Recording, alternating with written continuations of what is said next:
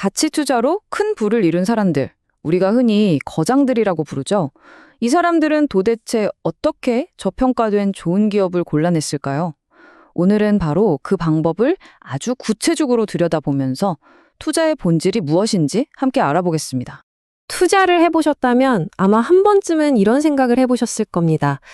왜 어떤 사람은 계속해서 돈을 버는 걸까? 그리고 반대로 왜 어떤 사람은 계속해서 잃기만 하는 걸까요? 대체 그 차이가 어디에서 오는 건지 오늘 그 답을 한번 찾아보려 합니다.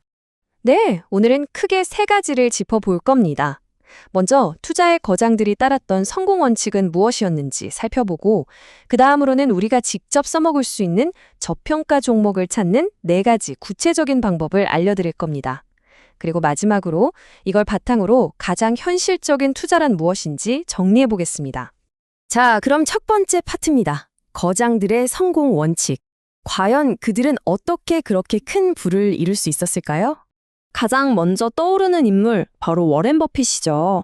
1988년에 버핏이 코카콜라 주식을 엄청나게 사들였을 때 사실 대부분의 사람들은 저거 너무 비싼 거 아니야? 이렇게 생각했어요.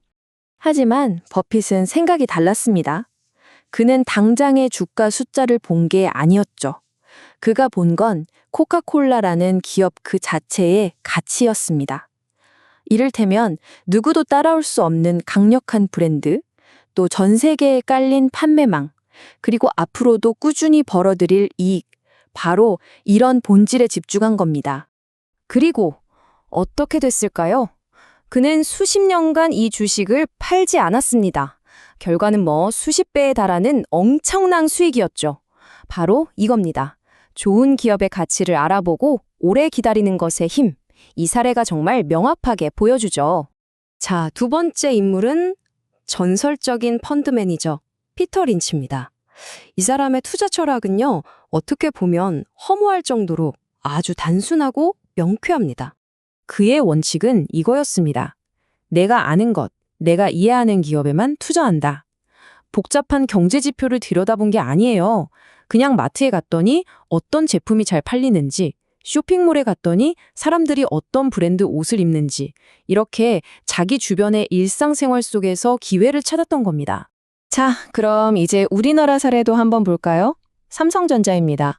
지금이야 최고의 기억이지만 2000년대 초반만 해도 분위기가 사뭇 달랐습니다. 많은 사람들이 지금처럼 높게 평가하지 않았고 주가도 굉장히 불안정하게 움직였죠. 하지만 그때 시장의 불안한 분위기 대신에 기업의 본질을 들여다본 투자자들이 있었습니다. 그들은 꾸준히 늘어나는 이익, 다른 회사가 따라올 수 없는 기술력, 점점 높아지는 시장 점유율 같은 것들을 봤죠. 결국 단기적인 소음이 아니라 기업의 성장 그 자체에 집중했던 이들이 나중에 엄청난 수익을 얻게 된 겁니다. 마지막 사례는 우리에게도 익숙한 2008년 금융위기 때입니다. 아마 기억하시는 분들 많을 겁니다. 그야말로 전 세계가 공포에 빠졌죠. 너도 나도 주식을 팔기 바빴고 시장은 말 그대로 폭락했습니다. 그런데 바로 이 공포가 가치 투자자들에게는 절호의 기회였습니다. 왜냐하면 정말 좋은 우량한 기업들의 주식마저도 기업의 가치와는 아무 상관없이 그냥 반값 세일을 하고 있었으니까요. 그들은 모두가 두려워할 때 용기를 내서 이 좋은 기업들을 헐값에 사들였고 시장이 다시 제자리를 찾았을 때 당연히 엄청난 수익을 거뒀습니다. 자, 지금까지 거장들의 사례를 봤는데요. 그럼 이런 질문이 생기죠. 그래서 우리는 어떻게 저런 기업을 찾을 수 있을까?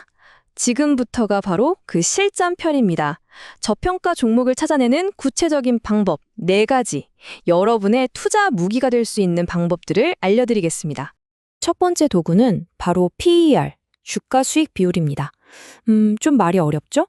아주 쉽게 말해서 회사가 버는 돈에 비해서 주가가 얼마나 싼지를 보여주는 숫자라고 생각하시면 됩니다.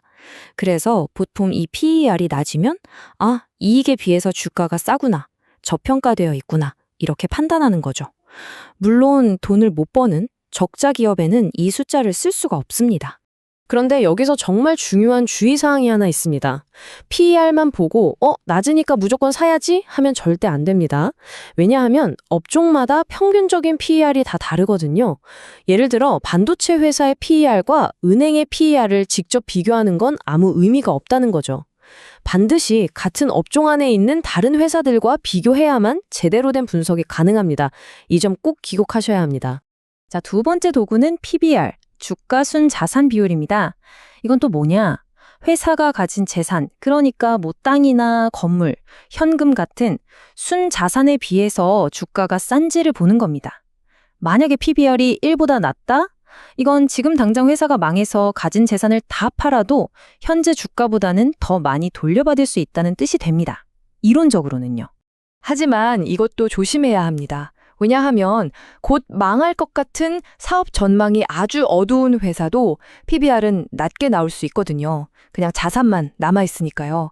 그렇기 때문에 PBR이 낮다는 이유 하나만으로 투자하는 건 굉장히 위험합니다. 반드시 회사가 앞으로 돈을 잘 벌 수 있는지, 재무 상태는 튼튼한지를 함께 봐야 합니다. 그럼 어떻게 해야 할까요? 세 번째 방법은 바로 이 지표들을 현명하게 조합하는 겁니다. 여기서 ROE라는 개념이 나오는데요. 이건 회사가 자기 돈으로 얼마나 돈을 잘 버는지를 보여주는 일종의 수익성 지표입니다. 그러니까 이 ROE는 높고 반면에 PER과 PBR은 낮은 바로 이런 황금 조합을 가진 기업을 찾는 게 핵심입니다. 돈도 잘 버는데 주가는 싼 기업, 바로 이런 거죠. 자, 그리고 네 번째 방법은 어떻게 보면 가장 중요할 수도 있는데 바로 시장의 심리를 역이용하는 겁니다. 아까 2008년 금융위기 사례처럼요. 회사는 아무 문제가 없어요. 여전히 물건 잘 만들고 돈도 잘 벌고 있습니다. 그런데 갑자기 금리가 오른다거나 경기가 안 좋아질 것 같다거나 이런 외부적인 문제 때문에 주가가 폭락하는 경우가 생깁니다. 모든 사람이 공포에 빠져 주식을 내던질 때 바로 그때가 남들이 못 보는 기회를 잡는 순간입니다. 네, 지금까지 거장들의 이야기부터 저평가 종목을 찾는 구체적인 방법까지 알아봤습니다. 자, 그럼 이 모든 것을 종합해서 투자의 가장 현실적인 길이란 대체 무엇인지 결론을 내려보겠습니다. 성공한 투자자들이 걸어온 길을 보면 아주 명확한 공통점이 있습니다. 바로 이 4단계 프로세스죠. 첫째, 그들은 시장이 언제 오를지 내릴지 그런 타이밍을 맞추려고 애쓰지 않았습니다. 대신에 좋은 기업을 먼저 찾았죠. 둘째, 그 다음에 가격을 봤습니다. 셋째, 그 기업의 가치에 비해 가격이 충분히 싸다고 판단될 때 매수했습니다. 그리고 마지막 넷째, 그 가치를 시장이 알아줄 때까지 묵묵히 오래 기다렸습니다. 이것이 오늘 제가 드리고 싶은 가장 중요한 메시지입니다. 투자의 핵심은 타이밍이 아닙니다. 바로 종목 선정입니다. 언제 살까를 고민하기 전에 무엇을 살까를 먼저 고민해야 한다는 겁니다. 결국 여러분의 투자 성패는 시장의 타이밍이 아니라 여러분이 어떤 기업을 선택했느냐에 달려 있습니다. 결국 꾸준하게 수익을 만들어내는 가장 현실적인 길은 명확합니다. 좋은 기업이 시장의 오해나 공포 때문에 제 가치를 인정받지 못하고 있을 때, 바로 그때 투자하는 사람. 오직 그런 사람만이 시간을 자신의 편으로 만들어 큰 수익을 얻을 수 있습니다. 이것이 바로 가치 투자의 길입니다.